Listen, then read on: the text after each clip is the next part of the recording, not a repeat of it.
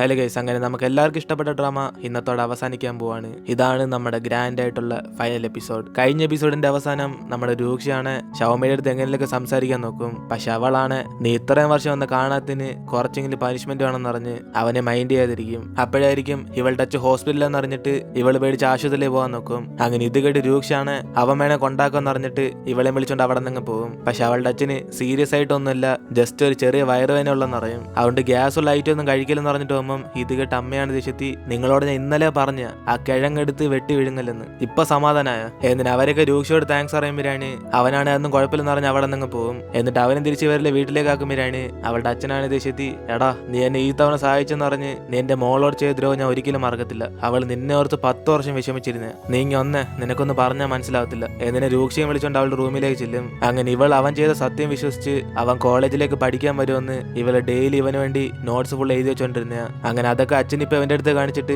നിങ്ങൾ ചെയ്ത സ്റ്റുപ്പിഡ് ആയിട്ടുള്ള അഗ്രിമെന്റ് കാരണം അവൾ രാത്രി ഉറങ്ങാൻ നിനക്ക് വേണ്ടി ഡെയിലി നോട്ട്സ് ചെയ്തു വരുന്ന പറഞ്ഞ് അദ്ദേഹം ഇവനെ എടുത്തു കാണിക്കും. അതേപോലെ ഇവൻ എന്നാണോ മഴയത്ത് ഇവിടെ നിന്ന് പോയ അന്ന് അവൾ മഴയത്ത് ഇവൻ അന്വേഷിച്ച് വന്നോണ്ട് ഇവൾക്ക് അന്നോട്ടെ മഴ ഭയങ്കര പേടിയായിട്ട് മാറും. അങ്ങനെ ഓരോ സമയത്ത് ഇവൾ എത്രമാത്രം കഷ്ടപ്പെടുന്നുണ്ടെന്ന് അച്ഛനും പറഞ്ഞ് മനസ്സിലാക്കുമ്പോഴാണ് ഷൗമേൻ അടുത്തേക്ക് വന്നിട്ട് അവളുടെ അച്ഛനോട് ഇതൊന്നും പറയേണ്ടെന്ന് പറയും. അപ്പോഴാണ് രൂക്ഷ ആലോചിച്ച് വെക്കുന്നത്, അപ്പൊ ഇതുകൊണ്ടാണല്ലോ അവള് ഇന്നലെ മഴ വന്നപ്പോ പെട്ടെന്ന് പേടിച്ച് കാറി കയറിയെന്ന്. അതോടെ അവന് മൊത്തം തകർന്ന് സോറി ചോദിക്കുമ്പോഴാണ് ഷൗമിയാണ് ഇത് കേട്ടിട്ട് നീ എന്തിനാ സോറി ചോദിക്കുന്നത്, ഞാൻ ഈ നോട്ട്സ് ഒക്കെ എനിക്ക് വേണ്ടി എഴുതിയത്, അച്ഛൻ ചുമ്മാ നിന്നോട് കള്ളം പറഞ്ഞ. എന്നിട്ട് ഇവളും പറയുമ്പോഴാണ് അവൻ സത്യം മനസ്സിലാക്കിയിട്ട് അങ്കിൾ ആന്റി ഞാൻ ചെയ്ത് വലിയ തെറ്റാന്ന് എനിക്കറിയാം, നിങ്ങളൊക്കെ എന്നെ പെട്ടെന്ന് തന്നെ ക്ഷമിക്കും ഞാൻ വിചാരിക്കുന്നില്ല, പക്ഷെ ഇനി ഞാൻ കാരണം ഷൗമി ഒരിക്കലും ക്ഷമിക്കത്തില്ല. എന്നിട്ട് അവൻ അവിടെ നിന്ന് പോകുമ്പോഴാണ് അമ്മയാണ് അവനെ പറഞ്ഞിട്ട് തിരിച്ചു വരാൻ പറയും. അതിനുശേഷം അവൾ അവന്റെ പുറകെ ചെന്നിട്ട് ഇവളെ നിന്ന് സഹായിച്ചിന് താങ്ക്സ് പറയുമ്പോഴാണ് അവനൊന്നും കുഴപ്പമില്ലെന്ന് പറഞ്ഞ് ഇനി എന്തായാലും ആവശ്യമുണ്ട് അവന് വിളിക്കാൻ പറഞ്ഞിട്ട് അവിടെ നിന്ന് പോകും. അങ്ങനെ ഇവൻ പോയ സമയത്ത് കറക്റ്റ് മഴയും പെയ്യാൻ തുടങ്ങും. ഇതോടെ ഷൗമിയാണ് മഴയോർത്ത് പേടിച്ചാലും ഇവൻ കൊടയിലെ നനഞ്ഞോന്ന് അറിഞ്ഞിട്ട് അവൾ ആദ്യമായിട്ട് ആ മഴയത്ത് ഇറങ്ങി പോകും.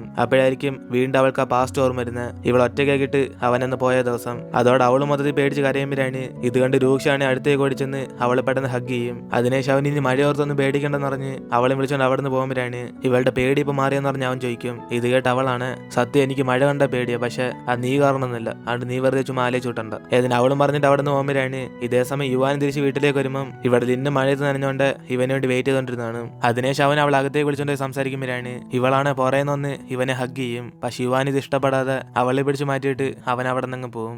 അതിനുശേഷം ഇപ്പൊ അടുത്ത ദിവസം ഷൗമി അവനോട് വരണ്ടെന്ന് പറഞ്ഞാലും ഇവളാണ് അവനെ പ്രതീക്ഷിച്ചിരിക്കുക. അങ്ങനെ പുറയിലേക്ക് കൊണ്ടുവന്ന് നോക്കുമ്പോൾ അവസാനം വരെ അവൻ കാണത്തില്ല. ഇതോടെ അവളും ക്യൂട്ടായിട്ട് അവനോട് ദേഷ്യപ്പെട്ട് ഇവൻ ഏത് കാലത്തോടെ ഞാൻ പറയുന്നൊക്കെ കേൾക്കാൻ തുടങ്ങിയെന്ന് അവളാണ് കട്ടക്കലിപ്പിരിക്കും. അങ്ങനെ ഇവള് തന്നെ ആദ്യമായിട്ട് മെസ്സേജൊക്കെ അയച്ചാലും അവന്റെ ഭാഗത്ത് നിന്ന് റിപ്ലൈ കാണത്തില്ല. അപ്പോഴായിരിക്കും ആ സമയം ജിന്ന് ഇവളെ ഫോൺ വിളിച്ച് രൂക്ഷി വേണ്ടി സ്ഥലം വിടാൻ പോവാന്ന് പറഞ്ഞ് ഇവളെ അങ്ങ് പേടിപ്പിക്കും. ഇതോടെ അവൾ അപ്പം തന്നെ രൂക്ഷയെ കാണാൻ വേണ്ടി വീട്ടിലേക്ക് വരുമ്പോഴാണ് ജിന്നാണ് ഇവിടുന്ന് ഓവർ ആക്ട് ചെയ്യും. 10 വർഷം നീ അറിയാതെ അവൻ നിന്നെ തന്നെ ഫോളോ ചെയ്യായിരുന്നു പറഞ്ഞ് ഇവനും കുറച്ച് ഫോട്ടോസ് ഒക്കെ എടുത്ത് അവളുടെ കാണിക്കും. അതായത് ഇവൾ കോളേജിൽ പോയതിനു ശേഷം രൂക്ഷയാണ് ഇടയ്ക്കൊക്കെ വന്ന് ഇവളെ കാണാറുണ്ട്, പക്ഷെ അത് അവൾ അറിയാതെ മാത്രം. അങ്ങനെ ഇതൊക്കെ കണ്ട് അവള് വിഷമിച്ച് രൂക്ഷി ഇപ്പൊ എവിടാന്ന് പറഞ്ഞ് ചോദിക്കുമ്പോൾ അവിടേക്കാണ് രൂക്ഷി വരും. അളിയ നീ എന്തിനാടാ ഫോട്ടോയൊക്കെ വാങ്ങിച്ചിട്ട് പോയ? ഏതിന് അവനും പെട്ടെന്ന് ഷൗമിയെ കണ്ട ഉടനെ ഇവളാണ് കട്ട ദേഷ്യത്തി നിങ്ങളൊക്കെ എന്നെ വിളിച്ചൊരുത്തി കളിയാക്കുവാണെന്ന് പറഞ്ഞ് അവള് പോവാൻ നോക്കും. അതോടെ ജിന്നാണ് ഇതൊക്കെ ഞാനായിട്ട് ചെയ്ത പ്ലാൻ എന്ന് പറഞ്ഞിട്ട് അവൻ പെട്ടെന്ന് അവിടെ നിന്ന് പോകും. അതേസമയം രൂക്ഷി അവളോട് സംസാരിക്കാൻ നോക്കുമ്പോഴാണ് ഇവളാണ് ദേഷ്യത്തി എന്റെ മെസ്സേജിന് ഫോൺ കോളൊന്നും റിപ്ലൈ ചെയ്യാതെ എന്നെ മണ്ടിയാക്കി കാണുന്ന നിനക്ക് സന്തോഷമാണെന്ന് അവനോട് ചൂടാവും. അപ്പോഴാണ് അവനും എനിക്ക് പനിയായതുകൊണ്ട് ഞാൻ റെസ്റ്റ് എടുക്കുമായിരുന്നു പറഞ്ഞ് പെട്ടെന്ന് അവളുടെ തന്നെ ചാഞ്ഞു വീഴും. അങ്ങനെ ഇവളത് ആക്ടിംഗ് ആണെന്ന് വിചാരിച്ചാലും പിന്നെ അവൾക്ക് മനസ്സിലാവും ഇവന് ചെറുതായിട്ട് ചൂടുണ്ടെന്ന്. അതിനുശേഷം അവന് വിളിച്ചോണ്ട് റെസ്റ്റ് എടുപ്പിക്കുമ്പോഴാണ് ഇവളാണ് ഇത്രയും വർഷം നീ എന്നെ കാണാൻ വന്നിട്ടും എന്തുകൊണ്ട് നേരിട്ടൊന്നും സംസാരിക്കാത്തതെന്ന് അവൾ അവനോട് ചോദിക്കുമ്പോഴാണ് ഇവനാണ് എല്ലാം അവൾക്ക് പറഞ്ഞ് മനസ്സിലാക്കി തരാന്ന് പറഞ്ഞ് അവളെ അടുത്തേക്ക് ഇരുത്തും. അങ്ങനെ അവൾക്ക് കോളേജ് അഡ്മിഷൻ കിട്ടിയാലും ഇവനാണ് ആ സമയത്ത് ഫൈനൽ എക്സാം എഴുതി കാണത്തില്ല. അതുകൊണ്ട് ഇവൻ കാരണം അവളുടെ പഠിത്തം തടസ്സമുണ്ടെന്ന് പറഞ്ഞ ആ ഫസ്റ്റ് ഇയറോടെ പഠിക്കാൻ വരാത്ത. അതേസമയം ആ സമയത്ത് അവന്റെ അമ്മയുടെ സർജറി റെഡിയായെങ്കിലും ഇവർക്കാണെങ്കിൽ ചെയ്യാനുള്ള പൈസ കാണത്തില്ല. അവന്റെ അച്ഛൻ മൊത്തത്തിൽ ഇവിടെ വിഷമിച്ചിരിക്കുമ്പോഴാണ് ഇവനാണ് നമുക്ക് എങ്ങനെയൊക്കെ പൈസ ഉണ്ടാക്കാച്ചെന്ന് പറഞ്ഞ് അവന്റെ അച്ഛനെ സമ്മാനപ്പെടുത്തും. അങ്ങനെ ഒരു ദിവസം ഇവന് വീട്ടിൽ നിന്ന് പഠിച്ചുകൊണ്ടിരിക്കുമ്പോഴാണ് അവന്റെ അമ്മ ഇവന് ഫുഡ് ഉണ്ടായി തരാന്ന് പറഞ്ഞു പോകുമ്പോൾ പെട്ടെന്ന് ബോധം കിട്ടി വിടുന്നത്. അതോടെ അവന് മൊത്തത്തിൽ പേടിച്ചുപോയി ആംബുലൻസിനെ ഫോൺ വിളിച്ച് ആശുപത്രിയിലേക്ക് പോകുമ്പോഴാണ് ഞാൻ നിനക്കൊരു ഭാരമായി പോയെന്ന് പറഞ്ഞ് അമ്മ അവനോട് വിഷമിച്ചറിയും. കാരണം ഇവരുടെ അവസ്ഥ കാരണം അവന് ഫൈനൽ എക്സാം എഴുതാൻ സാധിച്ചില്ല.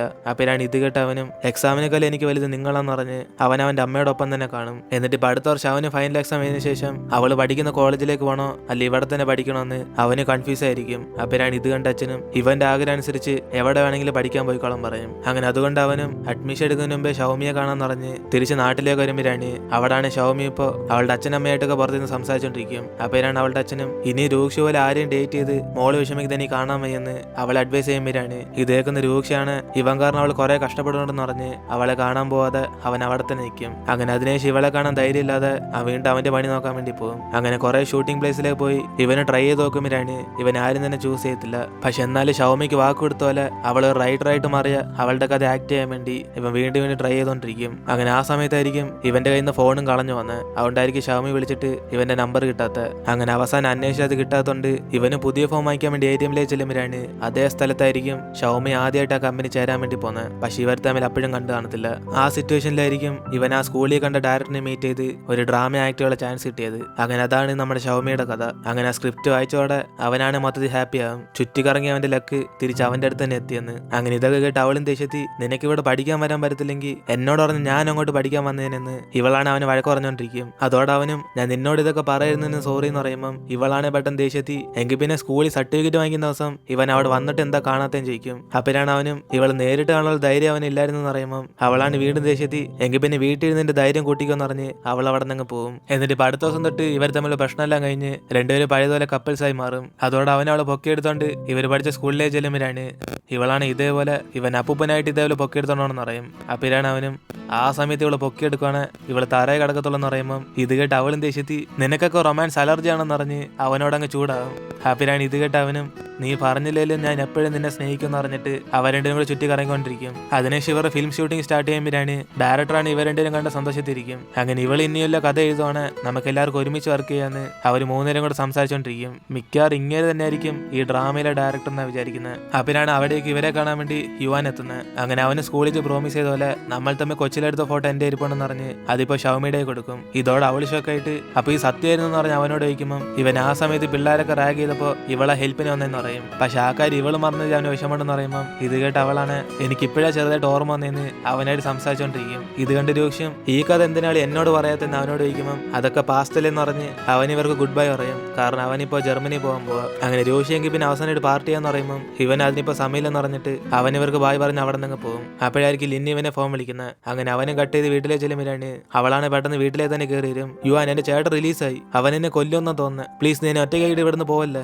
എന്നിട്ട് അവൾ ഇവൻ ജർമ്മനി പോകുന്ന കാര്യം അറിഞ്ഞിട്ട് ഇവനെ ഹഗ് ചെയ്ത് കരഞ്ഞോണ്ടിരിക്കും. അങ്ങനെ യുവാൻ എന്താണെന്നറിയാതെ അവന് ചെറുതായിട്ട് ഇവളെന്ന് ആശ്വാസപ്പെടുത്തും. അതേസമയം രോക്ഷി ഷൗമി വിളിച്ചിട്ട് വീട്ടിലേക്ക് വന്നിട്ട് അവൾക്കൊരു ഗിഫ്റ്റ് ആയിട്ട് ഇവർ തമ്മിലെടുത്ത ഫോട്ടോയൊക്കെ അവിടെ ഒട്ടിച്ചേക്ക് കാണിക്കും. അതോടെ അവൾ മൊത്തത്തിൽ ഹാപ്പി ആകുമ്പോഴാണ് ഇവനാണ് പെട്ടെന്ന് ഫ്ലവർസ് കൊടുത്ത് അവളെ പ്രപ്പോസ് ചെയ്യും. ജീവിതകാലം ഫുള്ളും ഇവളെ സ്നേഹിക്കാൻ വേണ്ടി അവൻ തയ്യാറാണ്. അങ്ങനെ അതിന് സമ്മതിക്കുമെന്ന് പറഞ്ഞ് ഇവളോട് ചോദിക്കുമ്പോൾ ഇവളാണ് ഉത്തരം പറയായിരിക്കും. അത് കണ്ട് അവന് ഷോക്കായിട്ട് നിനക്ക് ഇതിനൊന്നും ഉത്തരമില്ലാൻ ചോദിച്ചോടനെ അവൾ സന്തോഷിച്ച് അവനെ ഹഗ് ചെയ്യും. എന്നിട്ട് ഇപ്പൊ അടുത്ത ദിവസം ഇവർ ആദ്യമായിട്ട് ഡേറ്റിന് പോകും. അങ്ങനെ ഫോണിൽ കൂടെ രണ്ടുപേരും ചുമ്മാ കറങ്ങാൻ പോലെന്ന് പറഞ്ഞിട്ട് അവര് പെട്ടെന്ന് ഫോൺ കട്ട് ചെയ്യും. പക്ഷെ അതിനുശേഷം രണ്ടുപേരും കൂടെ ഏത് ഡ്രസ്സായിരിക്കും നല്ലതെന്ന് പറഞ്ഞ് ഫുൾ അവർ ഗെറ്റപ്പ് മൊത്തം ചേഞ്ച് ചെയ്തോണ്ടിരിക്കും. അങ്ങനെ അവസാനം ഇവർ തമ്മിൽ മീറ്റ് ചെയ്യാൻ പോകുമ്പോഴാണ് അവിടേക്ക് ഒരു അമ്മൂമ്മയുടെ കയ്യിൽ നിന്ന് ലക്കേജ് ഒക്കെ വീഴാൻ പോകുന്നുണ്ട്. ഇവർ രണ്ടുപേരും ഓടിച്ചും തടയും. അപ്പോഴായിരിക്കും അതിനകത്തിരുന്ന പെയിന്റ് എല്ലാം ഇവരുടെ ഡ്രസ്സ് മൊത്തത്തിൽ വീണ് കുളമായി പോകുന്നത്. അങ്ങനെ അമ്മൂമ്മയും പേടിച്ച് ഇവരോട് സോറി പറയുമ്പോൾ ഞങ്ങൾക്കൊന്നും കുഴപ്പമില്ല അമ്മൂമ്മയെന്ന് പറഞ്ഞ് ഇവർ രണ്ടുപേരും കൂടെ അവരെ സഹായിക്കും. അതിനുശേഷം അവരും ഈ കളർഫുൾ ആയിട്ടുള്ള ഡ്രസ്സ് ഇട്ടുകൊണ്ട് ഡേറ്റിന് പോകണ്ടെന്ന് പറഞ്ഞിട്ട് അവളെ ഷോപ്പിംഗ് ചെയ്യാൻ വേണ്ടി വിളിച്ചോണ്ട് പോകും. അതിനുശേഷം അവൻ എന്റെ ഗേൾ ഫ്രണ്ടിനെ ക്യാമ്പിംഗിലേക്ക് സ്വാഗതം ചെയ്യുന്നു പറഞ്ഞ്